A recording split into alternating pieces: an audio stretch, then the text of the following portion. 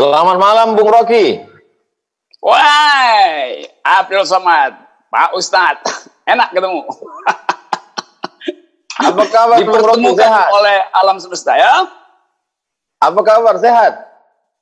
Sehat dan enak. Alhamdulillah. Gimana kabar musim COVID ini?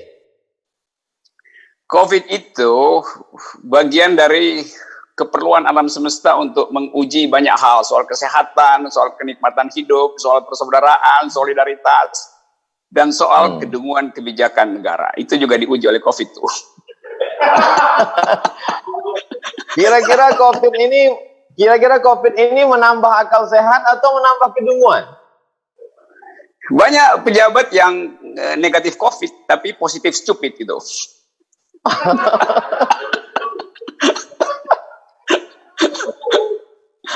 Gitulah, Ustaz. Oke ya, terima kasih ya diundang. Ya. Kenapa? Saya ucapkan banyak terima kasih atas kesediaan Bung Rocky.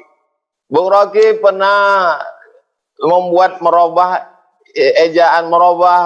singkatan nama saya menjadi Ustadz Akal Sehat. Iya, dan sekarang kita bertemu. Itu artinya akal pasti ketemu akal.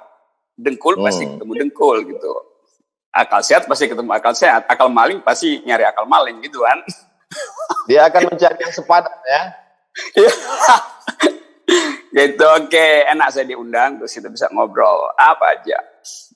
Apa standar akal sehat bagi Bung Rocky?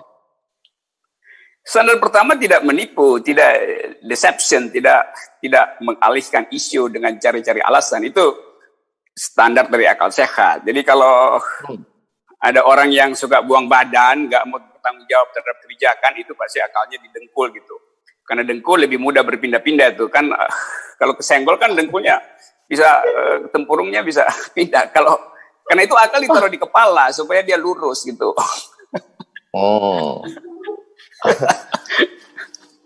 Bung Rocky, yes. Menonton video Bung Rocky berarti melihat kritik akal sehat.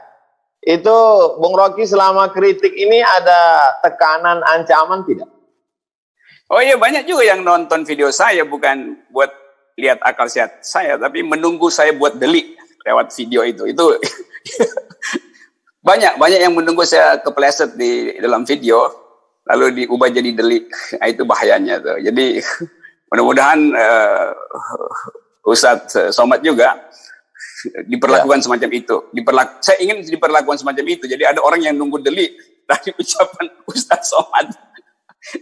Karena lebih banyak orang yang mau menunggu delik daripada menunggu akal sehat. Itu sebetulnya problem kita begitu. Penonton buzzer itu lebih banyak.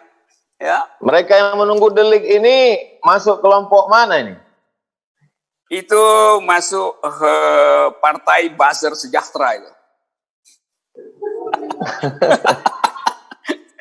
Karena mereka jadi sejahtera dengan jadi buzzer gitu. Ngelaporin orang, lalu dapatlah amplop tergantung kualitas buzzer, ada yang tebal, ada yang tipis. Bung Rocky, ketika buzzer memusatkan perhatiannya kepada para cendekiawan, para ulama, lalu kemudian sekarang mulai mengembangkan jaringannya, menghantam sampai ke komika. Apa yang terjadi sebenarnya?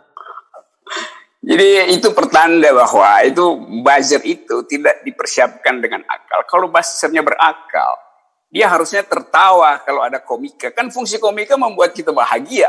Masa diserang orang membuat bahagia?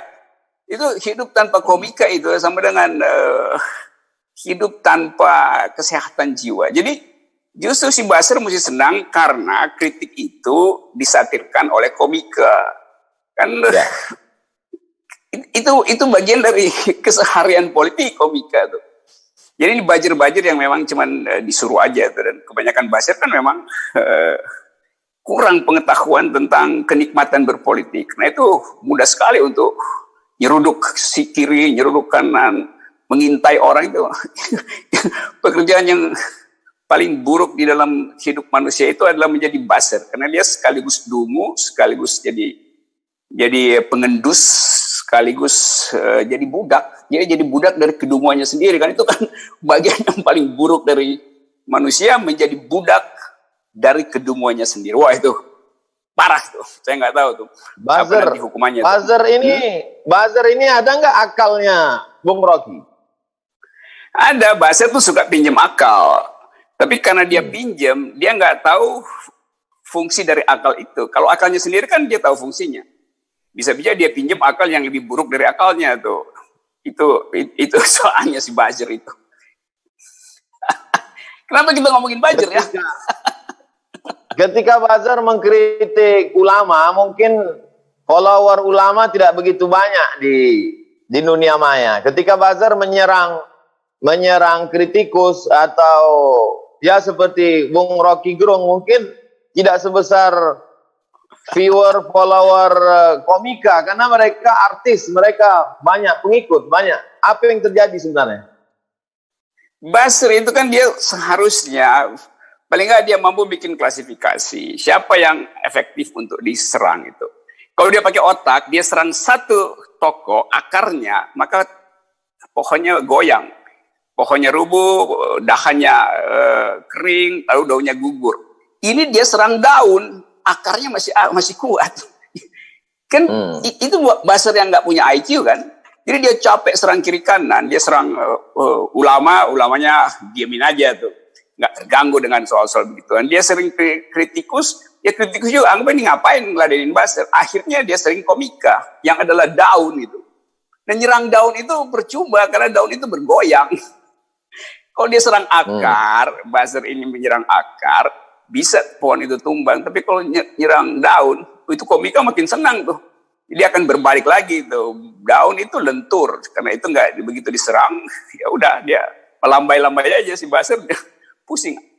Karena komika yang kemarin diserang akhirnya ya. Kalau mereka berakal semestinya apa yang diserang? Akar itu apa yang Bung Rocky maksudkan akar? Kan dia mesti nyari bagian paling kuat dari oposisi itu. Tapi dia nggak bisa temuin karena oposisinya udah bersama-sama dia juga kan, udah masuk ke dalam. Jadi dia frustrasi sebetulnya. Dia nyari akar, akarnya ada di situ. Dia serang akar di dalam istana, ya istana yang runtuh kan.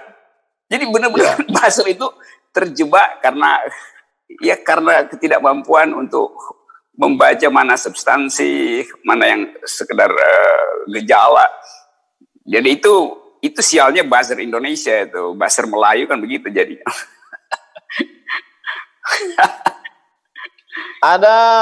Ada slogan revolusi mental. Sebetulnya yang tepat revolusi mental atau revolusi akal sehat, Bung Rocky? Revolusi mental itu peralatan setelah revolusi akal sehat itu. Jadi dia mesti tahu dulu bahwa semua revolusi yang kita sebut perubahan itu pertama-tama perubahan di akal.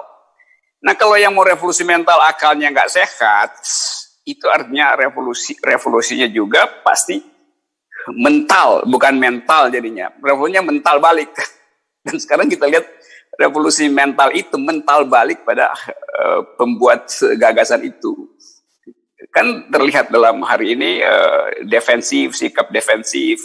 Jadi tidak terasa bahwa slogan itu berisi kan semua orang bicara revolusi mental dan isinya kosong karena revolusi yang tidak dituntun dengan akal pikiran dia betul-betul jadi retorika aja.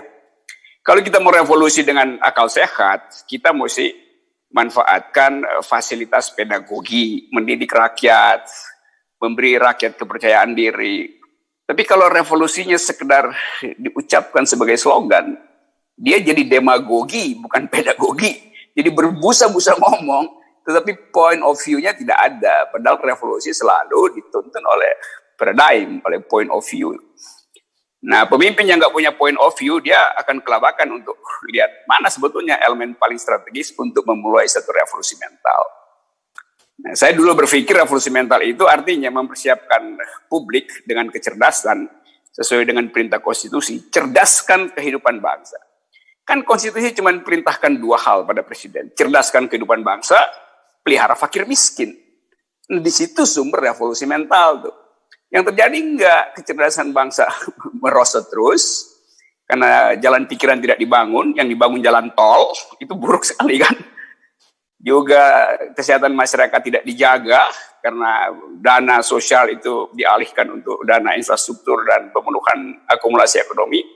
Jadi dua soal itu yang seharusnya jadi target dari revolusi mental, kecerdasan bangsa dan kesehatan publik, tidak dijalankan oleh yang mendapat amanah dari rakyat.